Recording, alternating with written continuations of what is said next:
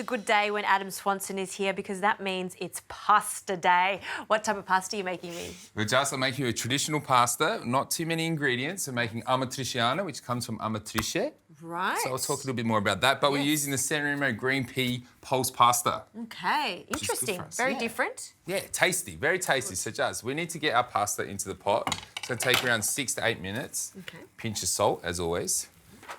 And so a pasta that's made with green peas like this, do we still get that al dente finish on it? 100%. Different texture? No, still al dente. It still has that, resistance. It holds together and works perfect for this dish. Yeah.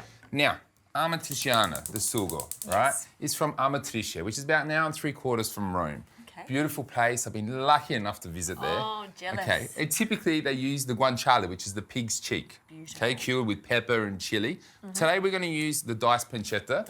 Reason being, a little bit more accessible. Of course, yes. Main key to this dish is to start your pan off cold. Get in your pancetta into that pan, okay? Now, this is diced. There's not many chops or anything for us to do here, but it's all about the procedures, the cooking methods. So, cold pan, making sure that pancetta can cook out nice and slowly and render out the fat. So that's going to take a few minutes. And for me, this is what pasta is. Nice, simple 4 or 5 ingredients, done right. So talk about the 5 ingredients that you must have in this specific sauce. So you need, some form of cured pork, So in this case, pancetta or the guanciale, traditionally. We're going to have some olive oil, our pasta, chili, tomato, some crushed tomato, and pecorino cheese. Must be pecorino, not parmesan? Nah, must be, because pecorino is nice and zesty and bitey. It is. It is made from sheep's milk. Yeah. That's what makes it so different, And the thing for me, I'm adding some butter at the end, okay? This is my little twist on it, just to enrich in our sauce and give us extra flavour. Nice one. Okay. So, a few minutes on this, watching our pancetta render down and getting all that flavour out. And I noticed you just turn the heat up just a little more, so it's just taking your time with this because you'll get crispy pancetta and you'll also get a lot of that fat, which is going to give your pasta sauce extra flavour. 100%.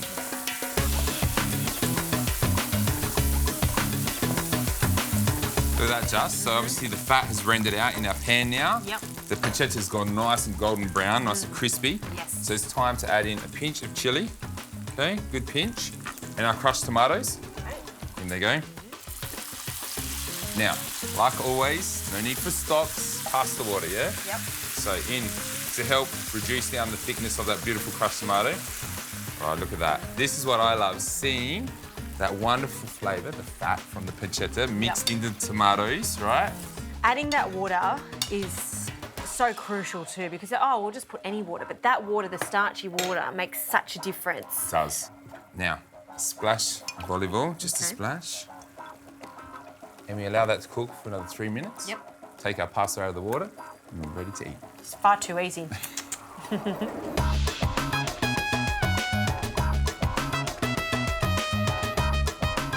Just have a look at our sauce. Yep. The wonderful fat sitting on top of the tomato, which is all good. That's flavour, okay? So it tells me it's ready. Our pasta should be al dente. Oh, look at that colour. Nice Beautiful colour. green peas, really nice. All these different varieties, it's something good. You need to change it up a little bit every now and then. Absolutely. I don't know how they feel in Amatrice with me using this green, but I'm sure they'd understand. Look, just changing it up. It's good to be different. 100%. Okay, the butter, please. Butter, sure. So heat is off, okay? So we're just adding in the butter just to finish it off, enriching that sauce. So why do you add butter if we've already got the pancetta fat and the olive oil? Just a question. Well, good question. This one is my OD. This is the one where I really want to have that big, bold, rich, creamy, buttery, fatty flavours in my pasta. And I think the acidity from the tomatoes, balancing it out with all that fat is quite a nice thing to do. Agreed. Just work that through like so. It's really good. The sheen on that. But it's so quick and easy, yeah? Yep. These are the perfect recipes to show you. There's no excuse not to cook at home. That took, how long did that pasta take to cook? 6 to 8 minutes? 6 to 8 minutes. And that's how long it takes to make this beautiful sauce. And to finish, we need some pecorino. From a height. From a high, up in the mountains, like we're in Amatrice. Exactly. Oh, very nice, Jazz. Very nice. Voila. Thank you. It'd be rude not to try it. All right, really interested in this. See how that fattiness, all right, from the pancetta, and I say fatty, it's not in a bad way, I'm saying in flavour, has gone through those beautiful tomatoes, a little hint of chili, yeah? It's not too hot. I was worried you put a lot of chili in there, but by the time you mix it with the fats and the tomatoes, it is just perfect. And I actually like that pasta. Green peas it is. There it is.